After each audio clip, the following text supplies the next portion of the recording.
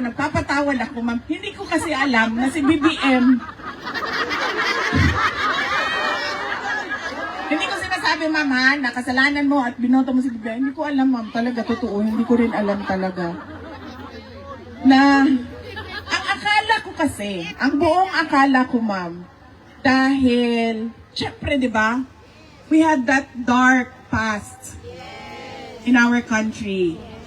And the principal figure of that was Marcos Sr. So I was thinking that he would want a legacy that is better than what we had before. So,